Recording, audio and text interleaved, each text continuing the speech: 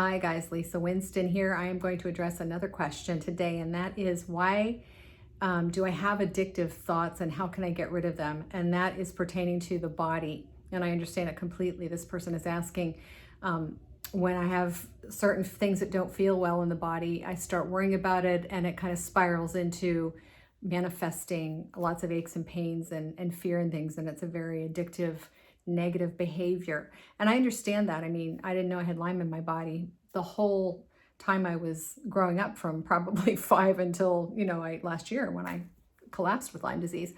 And everybody said I was a hypochondriac, but I actually had a lot of illness in my body I didn't know about. And that developed that kind of hypochondriac thinking in me over the years. So there are a couple things that you can look at if you have that kind of behavior going on for you. One thing is, what is it that you fear? Do you fear death? Do you fear illness? What is it that you fear? Really take a look at that. What is it that you are manifesting? I don't know if you guys remember, this is kind of a long-winded process, but I teach about values. Whatever your values are, whether you're thinking positively or negatively, you're always trying to get back to your deepest core values. And so mine are freedom. Freedom is one of them. Safety. Are you afraid that you're not safe? Do you not feel safe in your body? You could be a light worker or somebody like me who's an interplanetary being, and I've never felt at home on this planet. So what are you fearing? What are you afraid of? You could just potentially be afraid of death and illness. I've had some of that myself.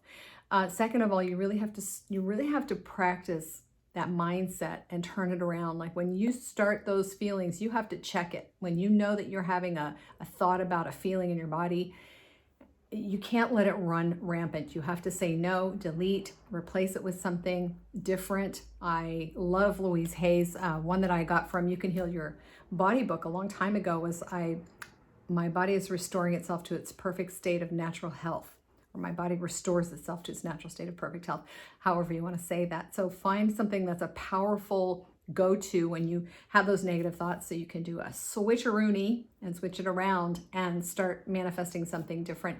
Also, another thing you can look at is a lot of us play the what if down game. Things are absolutely going to get worse because they just always do, right?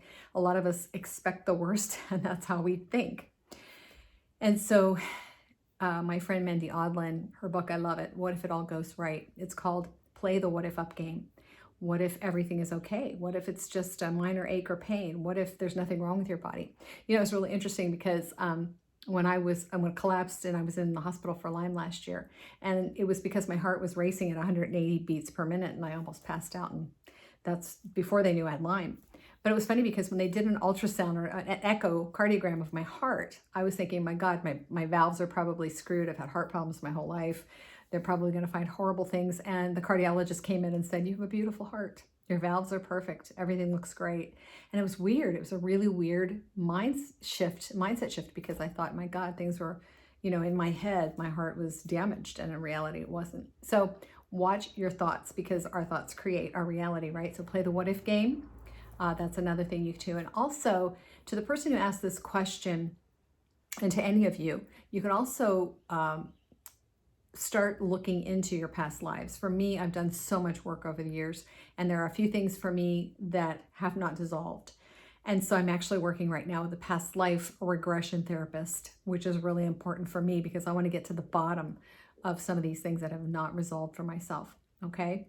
So again, be gentle always with all of these processes. You're not stupid. You're not weird. You're not sick. You're not a hypochondriac. You're not. There are so many aspects of us. What we raised with, we might have seen our parents die from heart disease, or I did. I mean, I saw both of my parents die, and it was traumatic. But I mean, we could be fearing, dying like that, like our parents did, or just dying a horrible death, or whatever it is. There are a lot of things that we can fear, and we can create these things in our minds. And we're not doing it consciously. We're doing it it's from the subconscious. The fears come up, and then we're just unconscious in our thoughts a lot of times. So reel those thoughts in. Again, look at your fears, play the what if up game, and all the things that I have suggested. And you can always, again, go to even a hypnotherapist if you want to work with somebody. I love working with people when I feel stuck in any area. So it's always a great way to go. But these are things that are not always easily resolved. Number one, it takes commitment, practice, like I said in one of the other videos. It's just something you have to make a choice in doing. Do you really want to get rid of it?